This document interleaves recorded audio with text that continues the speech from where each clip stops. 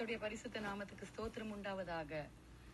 இன்றைய தேவவாக்கு மத்தேயு 9ஆம் அதிகாரம் 22வது வசனம். இயேசு திரும்பி அவளை பார்த்து, மகளே, திடன் கொள், உன் விசுவாசம் உன்னை ரட்சித்தது என்றார். அந்நேரம் முதல் அந்த ஸ்திரீ சொஸ்தமானாள்.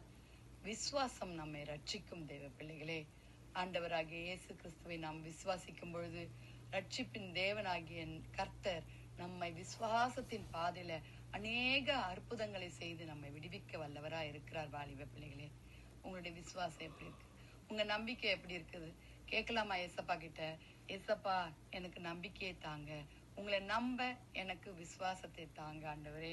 நீங்க ஜீவனுள்ள தேவன், நீங்க அற்புதங்களின் செய்கிற தேவன் என்பதை நாங்கள் உணரணும் ஏசப்பா. மார்க் 5ஆம் அதிகாரம் 34வது வசனத்துல என்ன சொல்லிருக்கு தெரியுமா? அவர் அவளை பார்த்து, மகளே, உன் விசுவாசம் உன்னை ரட்சித்தது, நீ சமாதானத்துடனே போய் உன் வேதனை நீங்கி சுகமாயிரு என்றார்.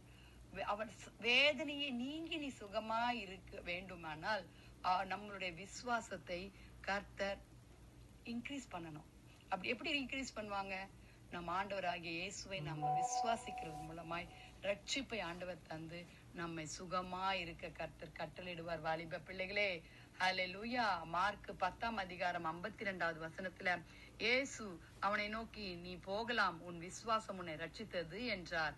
உடனே அவன் பார்வையடைந்து வழியிலே இயேசுவுக்கு பின் சென்றான். ஆம் வாலிப பிள்ளைகளே, அவரை நம்ம விசுவாசிக்கும் பொழுது நாம் தேவ பிள்ளைகளாகி நாம் அவருக்கு பின்பாக செல்வோம். அவரை வணங்குகிறவர்களாய் இருப்போம். அவருடைய பாதைகளை நடக்குகிறவர்களாய் இருப்போம். அவர் நம்மை நித்திய பாதையில கொண்டு வருகிறார் என்ற அந்த நம்பிக்கை, அந்த ரட்சிப்பின் வல்லமை நமக்கு காண்பிப்பார். வாலிப பிள்ளைகளே, ஹல்லேலூயா.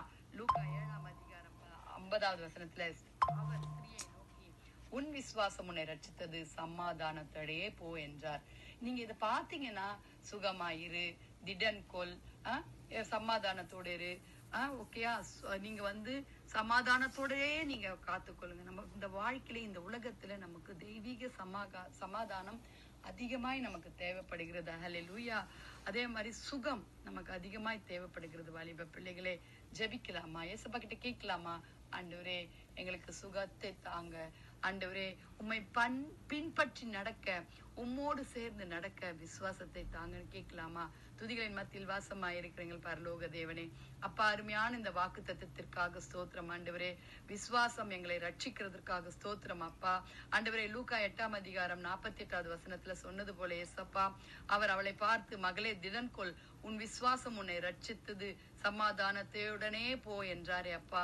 அது போல நாங்கள் சமாதானமாய் ஆண்டவரே விசுவாசத்தில் ஆண்டவரே கர்த்தாவே, எங்களை ரட்சித்து நீர் நல்லவராய் எங்களை வழிநடத்துகிற அப்பா, உன் கிருபைக்காக ஸ்தோத்திரம்.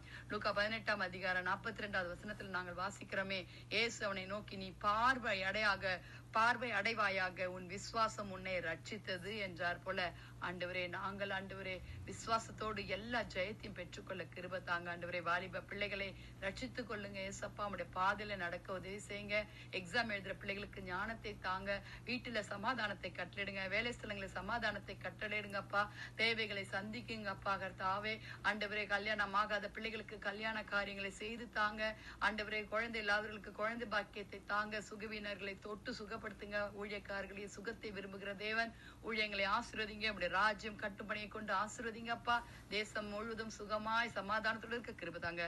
துதிகன மகிமை உமக்கே செலுத்துகிறோம். மீட்பர் இயேசுவின் மூலம் ஜெபம் கேளும் பிதாவே. ஆமேன், ஆமேன். பாய்.